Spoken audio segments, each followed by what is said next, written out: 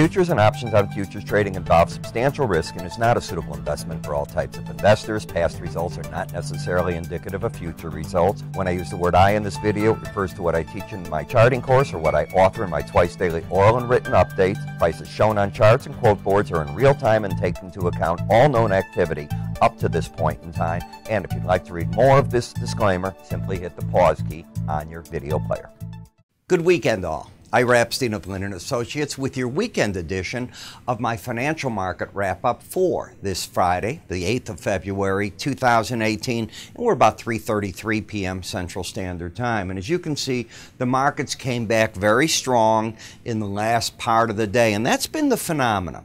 If we're down on these breaks, we have a way of coming back late in the day as money that needs to be placed seems to come in that last 15-minute time frame. I was on CNN TV just, 40 minutes ago as I'm recording this, making that comment, and I was surprised when I came up to see just how accurate it was, because that's what's been going on. Now, this is going to be a week that's a little different. We have our head negotiator, Lighthizer, going with our Secretary of the Treasury, Mnuchin, to China. The goal here is that they come back with something on intellectual trade. If they don't, the president's already shot his, if you will, the warning shot across the bow that he will not meet with President Xi. There's no point in that until there's movement on this. Does that mean that the tariffs go into effect March 1st? I guess it matters how this meeting goes, and I think we'll get an answer to that very, very shortly. So this will be, to me at least, an important week on that. Brexit gets ever closer. You got to keep your eyes on that. And obviously the world slowdown's a very big concern, and I talked about that on BNN TV when I said that, we're going to need to see more stimulus from central banks. I'm not talking about the U.S. I'm talking about Europe, could be the U.K., could be China. That's all going on.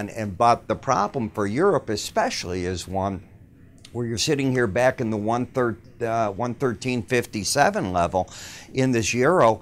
What do? Their current program isn't doing the job, and they just pulled additional funds. Maybe they have to go back to that. Just ideas. But as we go to the stock market, if you go to the monthly chart, from the correction to the break, and where are you back to? You're sitting at the 18-month moving average of closes. Now, the break low on a close was here at 25.0550, and that was made December 31st. Look at how the market in the past month and a quarter, has come back and gone right to that number, and that's where the market's stuck at. A lot of traders will be watching that. That's going to be an important number as I see it.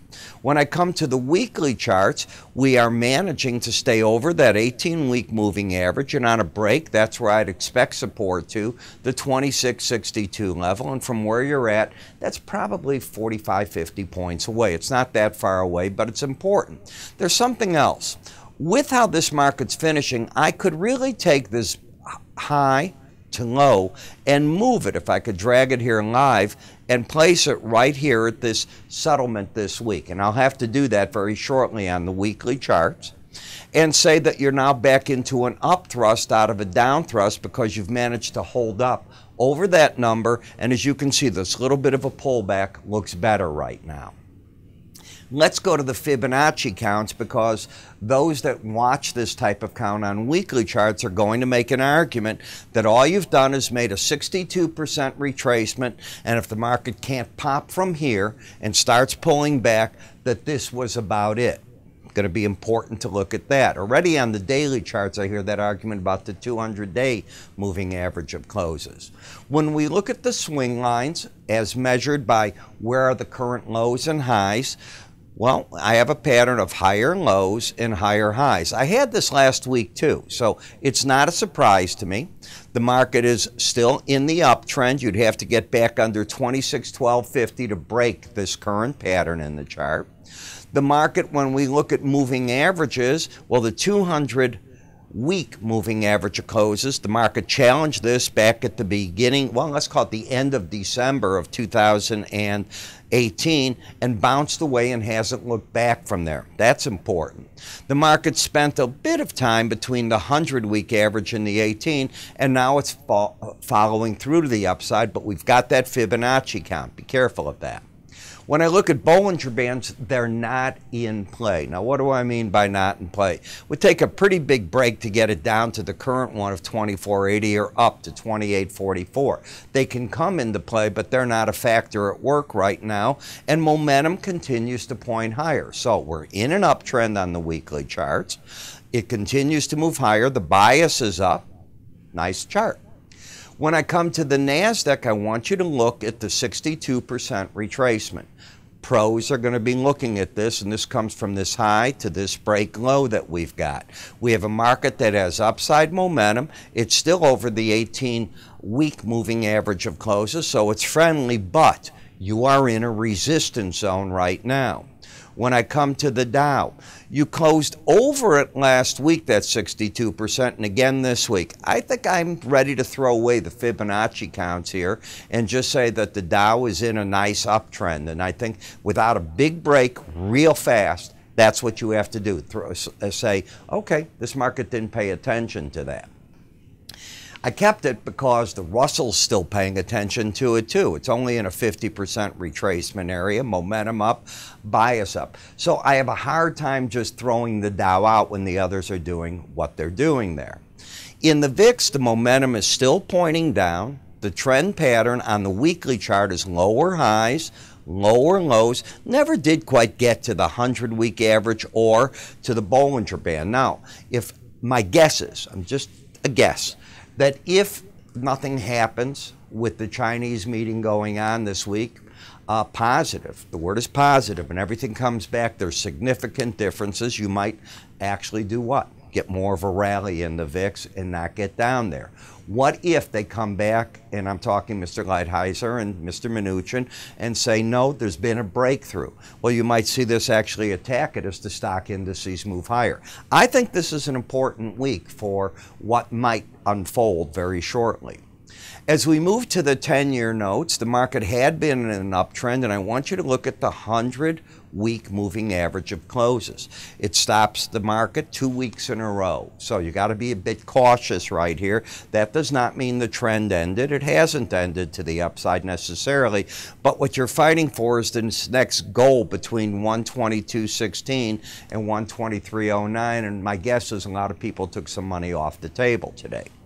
When we come to TLT, the popular ETF, it's still bullish. In fact, you had an outside week up. So a warning sign would be, in fact, one where the trend probably ends to the upside, would be taking out this week's low either this coming week or the week after, and that number is 120.02. The reason for that, in my opinion, that's all it is that if you take out the low of an outside week, I define it, this is not typical, I define that as a bull trap, and I often look then for price and the closest moving average or a Bollinger Band to come together. The Bollinger Band's nowhere near the market to the downside.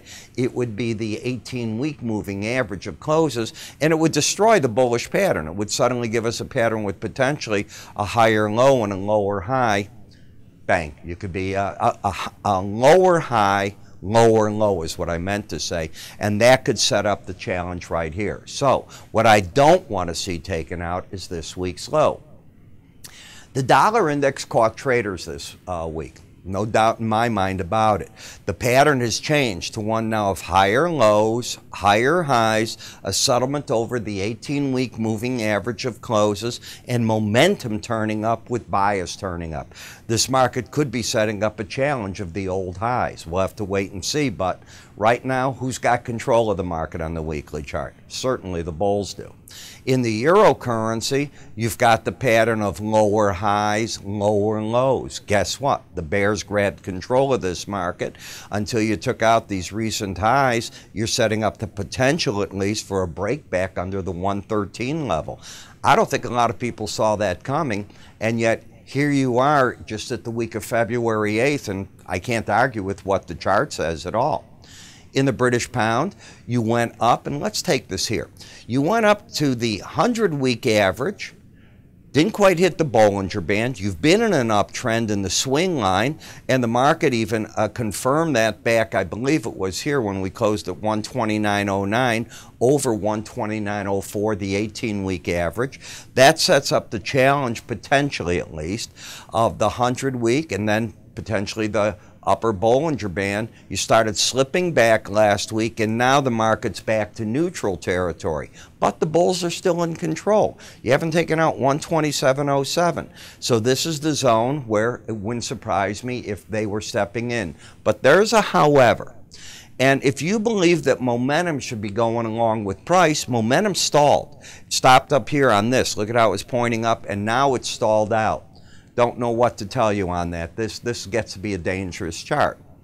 When we come to the Canadian dollar, it too is losing its upside momentum. You've got the higher lows still at work and the higher highs. The settlement price today was 75.42, and that is under the 18-week average. Therefore, the bias is down, the swing line is up, and you're turning down here.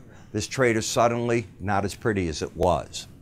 In the Japanese yen, while we've been in a corrective mode ever since that blow up that we had all the way up here, we haven't turned this market down in terms of the bias. As long as you're over the 18-week average, I still think the bias is up. However, you have turned the swing line down. It, for the first time, has lower highs and a lower low. It is no longer an uptrend. Momentum is trying to take the market down. If the market can sink lower, first, the 100-week average of closes has support at 90.51, then the 18-week moving average at 90.05.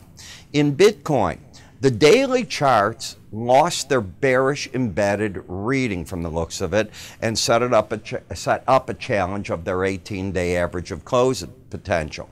You haven't seen that on the weekly chart yet. In the weekly chart, momentum is still down, and this is noise in a market that is still bearish. But in order to take out the swing line, you got to get over 4,095. So the $4,000 level probably is a number that you're going to hear about this week. As I see it, on the weekly chart, the bears are in control, not on the daily chart. In crude oil, you went back up this week where the Brent is closing over that 18-week moving average. It took over control of the market. And as we look at the Brent crude oil, for the week it's down about 68 cents. Notice where the resistance comes in. This market's in an important juncture. What is the swing line? It's up. Should the market close over the 18 and the 100-week moving average of closes, I think the trade's going to open their eyes and get bullish in the market. But this is the resistance zone. You haven't yet done that. In WTI, same thing. You went up to the 100-week average. I call that the line in the sand. Notice where the market stopped. The momentum is up, but the bias is down. If the market gets back under 51.33 on a closing, well, actually just takes it out. What happens is you lose this uptrend out of the swing line. You'd have suddenly a higher high and a lower low. I think the bulls have to defend 51.33. You closed at 52.71 and try to force the market into the next resistance between 55.50 and 58.12. Rebob gasoline. The market's got the higher lows. Now it's got the higher highs, or does it? Yeah, it does have the higher highs at place. 148.50 took out that high. So we're putting into play the possibility of the resistance area of 152.48. Momentum is leading price up at this point. I'm not saying you're trending to the upside. I'm saying you're certainly not trending to the downside. And in nat gas, this market is still weak as can be. It's a total collapse in prices. This was a $5 market. You're now a $2.50 market. We should get cheaper gas bills, right? And momentum is still down. Bias is down. This market's still, I think, in the bear camp. You know, one of the things I love to do the most is teach.